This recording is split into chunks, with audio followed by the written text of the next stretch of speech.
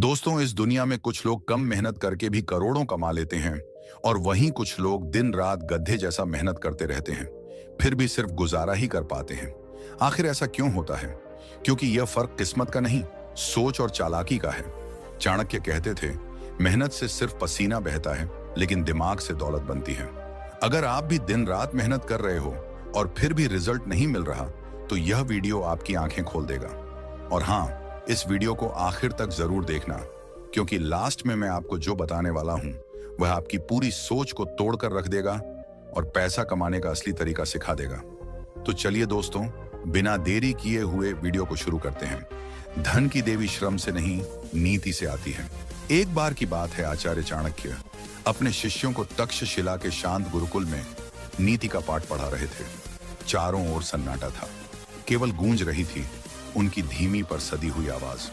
वे राज्य, सत्ता और नीति के रहस्यों को उजागर कर रहे थे कि तभी एक युवा शिष्य ने बड़ी ही उत्सुकता से पूछा, आचार्य, यदि मुझे जीवन में लक्ष्मी प्राप्त करनी हो तो क्या मुझे दिन रात कठिन परिश्रम करना पड़ेगा? सवाल सरल था, पर उसकी जड़ें गहरी थीं। पूरे कक्ष में सन्नाटा छा गया।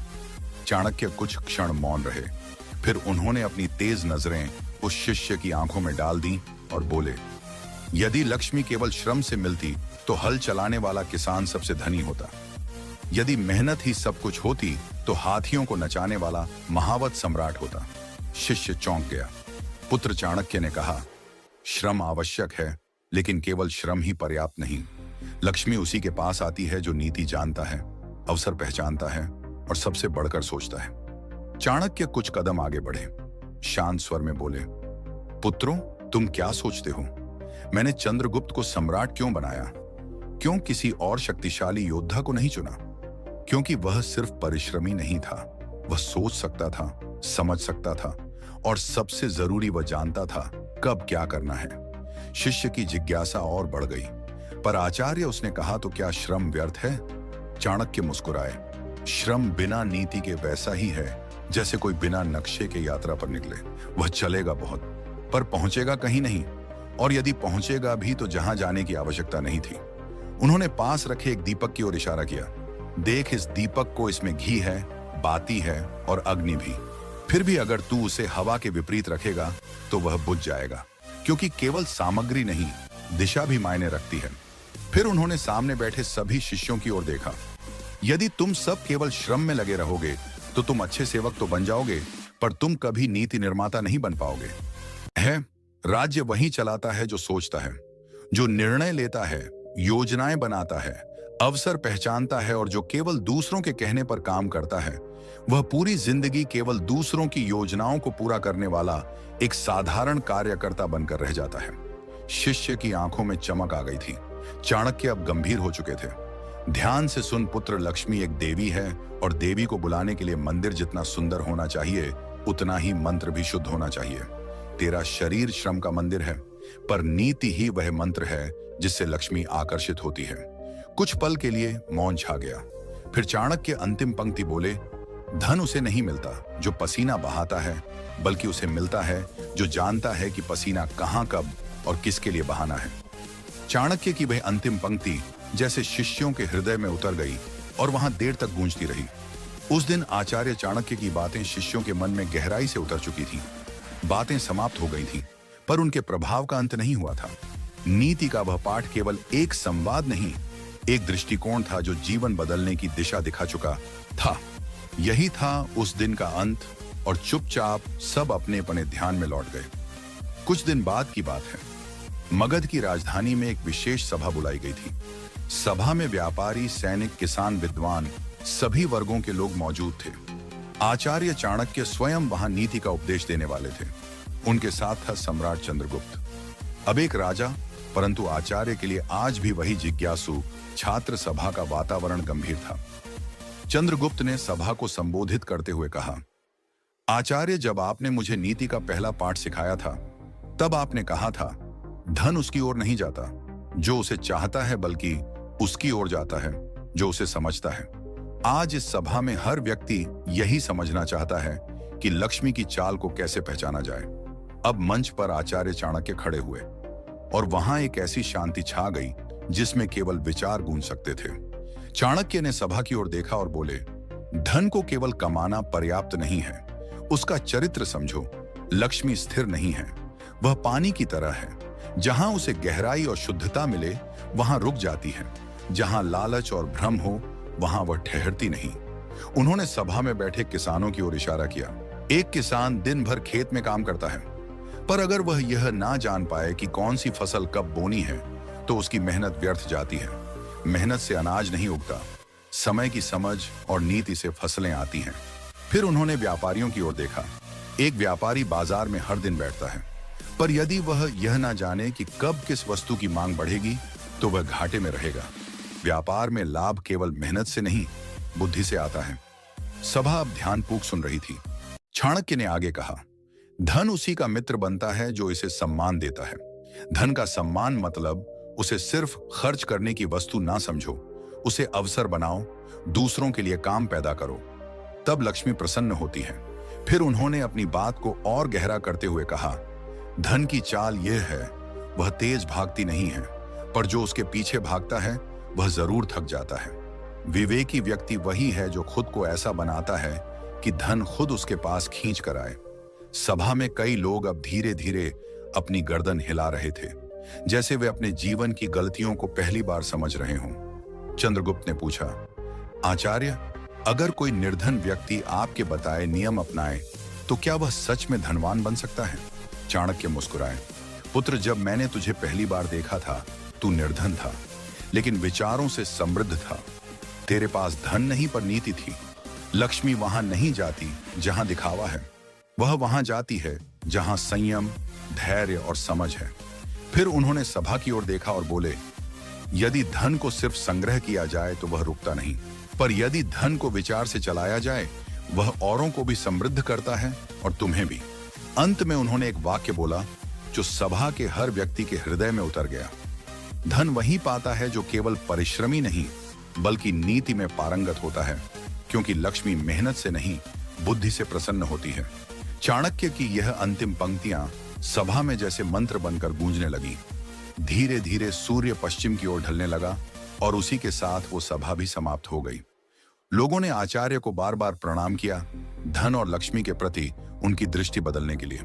किसी ने कहा, आपने हमारी आंखें खोल दी, तो किसी ने बस चुपचाप हाथ जोड़कर सिर झुका दिया क्योंकि शब्द कम पड़ गए थे। लोग अपने अपने स्थानों को लौट गए, पर उनके मन में जो विचार जलने लगे थे वे रात की आग की तरह भीतर ही भीतर भड़क रहे थे। उसी रात एक व्यापारी जिसका नाम वर्धन था चुपचाप चाणक्य के पास आया। उसकी आंखों में थकान थी, पर सवाल और भी भारी थे। आचार्य, वर्षों से व्यापार कर रहा हूं, श्रम में कमी नहीं छोड़ी, पर लक्ष्मी जैसे आती है वैसे ही चली जाती है, कहां भूल हो रही है? चाणक्य ने उसकी ओर देखा, मुस्कुराए नहीं, ना ही कोई सांत्वना दी, बल्कि बोले, वर्धन, तू लक्ष्मी को श्रम से पकड़ने चला है, जबकि वह बुद्धि से आकर्षित होती है। तेरा पसीना तेरे परिश्रम का प्रमाण है, पर नीति की अनुपस्थिति तुझे निर्धन बनाए रखेगी। वर्धन सिर झुकाकर बैठ गया। चाणक्य धीरे से बोले, ध्यान से सुन, लक्ष्मी कभी उस घर नहीं जाती जहां यह तीन दोष हो, अनियंत्रित खर्च, अस्थिर निर्णय और आत्मशंका। पहला, अनियंत्रित खर्च। जो व्यक्ति धन को मिला और तुरंत विलासिता में बहा दिया वह लक्ष्मी का अपमान करता है। वह सोचता है कमा लिया, पर लक्ष्मी सोचती है यह मुझे टिकाकर नहीं रख सकता। दूसरा, अस्थिर निर्णय। धन उसी के पास आता है जो समय पर निर्णय ले सके। जो हर बार सोचते हैं देखेंगे में समय गवाता है वह अवसर खोता है, और लक्ष्मी अवसर के साथ चलती है, आलस्य के साथ नहीं। तीसरा, आत्मशंका। जो व्यक्ति खुद को ही छोटा समझे, मैं कहां धनवान बन सकता हूं, मेरे नसीब में कहां इतना लिखा है, वह व्यक्ति लक्ष्मी के द्वार से पहले ही वापस मुड़ जाता है। धन सबसे पहले साहस से डरता है। वर्धन की आंखों में अब एक चमक थी। चाणक्य आगे बोले, अब सुन क्या करना है। हर दिन के अंत में अपने धन के निर्णय का लेखा जोखा कर। तेरा धन कहां जा रहा है और क्यों, यह जानना ही पहला नियंत्रण है। लाभ और लोभ में अंतर समझ। कभी कभी एक सौदा बड़ा लगता है, पर उसका परिणाम धन नहीं बर्बादी होता है। जो हर बार लाभ ही देखे वह नीति को खो देता है। लक्ष्मी उसे नहीं पहचानती। अपने समय को दान ना कर। हर क्षण एक मुद्रा है। जिसने समय का मूल्य पहचाना उसने लक्ष्मी की जड़ पकड़ ली। अब चुप्पी थी, पर वह मौन शांति का नहीं, अंदर से बदलने का था। चाणक्य ने अंत में कहा, धन की देवी को सोने की माला नहीं चाहिए, उसे चाहिए ऐसा मन जो स्थिर हो और ऐसा मस्तिष्क जो नीति से भरा हो, वही उसे रोक सकता है। वर्धन ने सिर झुका लिया। उस दिन उसने धन की तलाश छोड़ी और बुद्धि की यात्रा शुरू की। दोस्तों, आपने अगर वीडियो को यहां तक देखा है तो यकीन मानिए आप सच में अमीर बनने के लायक हैं। आपके अंदर जरूर एक जुनून है जिंदगी में कुछ बड़ा करने का, और वह धैर्य भी है जो हर किसी में नहीं होता। अब मैं बताने जा रहा हूं चाणक्य की सबसे शक्तिशाली धन नीति, जो आपकी सोच को ऐसे बदलेगी कि धन और लक्ष्मी खुद चलकर आएंगे। मेहनत कम, समझदारी ज्यादा। तो अंत तक जरूर देखना, क्योंकि असली रहस्य अब शुरू होता है। जो केवल श्रम करता है वह रथ का पहिया खींचता है, पर जो सोचता है वह रथ पर सवार होता है। आचार्य चाणक्य कहते हैं, धन मेहनत से नहीं, नीति से आता है। जो धन को केवल परिश्रम से बुलाना चाहता है वह जीवन भर खटता है, पर लक्ष्मी नहीं आती। पहली नीति, लक्ष्मी बुद्धि की दासी है, श्रम की नहीं। चाणक्य कहते हैं, लक्ष्मी उस व्यक्ति के पास जाती है जो अपने मस्तिष्क से निर्णय लेता है, जो जानता है कब, किसके लिए कितना परिश्रम करना है। केवल मेहनत करने से लक्ष्मी नहीं आती, नीति से मेहनत को दिशा दो, तभी वह फल देती है। दूसरी नीति, धन को पकड़ने से पहले खुद को संभालो। चाणक्य कहते हैं, धन दौलत से पहले आता है, संयम और चरित्र। जो व्यक्ति धन के आने से पहले ही फिसल जाए वो धन को स्थायी नहीं रख सकता। लक्ष्मी वहीं रुकती है जहां आत्मनियंत्रण होता है। तीसरी नीति, धन खर्च करने की नीति कमाने से बड़ी होती है। चाणक्य कहते हैं, धन कमाना एक कला है, पर उसे बचाना और बढ़ाना यह नीति है। जो जहां तहां खर्च करता है वह धन को अपमानित करता है। लक्ष्मी तब भागती है जब उसका सम्मान नहीं होता। चौथी नीति, समय धन से भी मूल्यवान है। चाणक्य कहते हैं, जिसने समय को व्यर्थ गवाया उसने लाखों स्वर्ण मुद्राएं गवाई। समय का सदुपयोग करने वाला अवश्य लक्ष्मी को आकर्षित करता है, क्योंकि लक्ष्मी वहां नहीं जाती जहां आलस्य हो। पांचवी नीति, बुद्धि का निवेश सबसे बड़ा निवेश है। चाणक्य कहते हैं, धन को केवल वस्तुओं में मत लगाओ, बुद्धि में लगाओ। जो अपने ज्ञान को बढ़ाता है वह स्वयं को ऐसा बना देता है कि धन उसकी ओर खींच कर आता है। छठी नीति, अवसर पहचानने वाला ही अमीर बनता है। चाणक्य कहते हैं, अवसर खुद नहीं आते, उन्हें देखना, पहचानना और पकड़ना पड़ता है। जो केवल काम में डूबा रहे और सोच ना सके वो अवसर खोता है, और लक्ष्मी भी। सातवीं नीति, धन को रोकने की कला सीखो। चाणक्य कहते हैं, धन कमाना सरल है, पर उसे रोकना, संभालना और बढ़ाना यही असली चातुर्य है। जो अपने घर की दीवारें मजबूत करता है वही लक्ष्मी को भीतर रख सकता है। अंत में चाणक्य कहते हैं, धन का संबंध परिश्रम से नहीं सोच से होता है, क्योंकि श्रमिक बदलते हैं पर नीति से चलने वाले राज्य करते हैं। तो दोस्तों, अगर आप भी जीवन में धन, संपत्ति, ज्ञान और असली सफलता पाना चाहते हैं तो हमारे चैनल को अभी लाइक, शेयर और सब्सक्राइब जरूर करें, क्योंकि यहाँ हर शब्द आपका जीवन बदलने की ताकत रखता है। याद रखिए, अंधेरे में वही रोशनी पाता है जो खोजने की हिम्मत करता है, और धन उसी के पास आता है जो बुद्धि से उसका स्वागत करता है। मिलते हैं अगले वीडियो में, तब तक हमसे जुड़े रहिए और अपना ख्याल रखिए। धन्यवाद।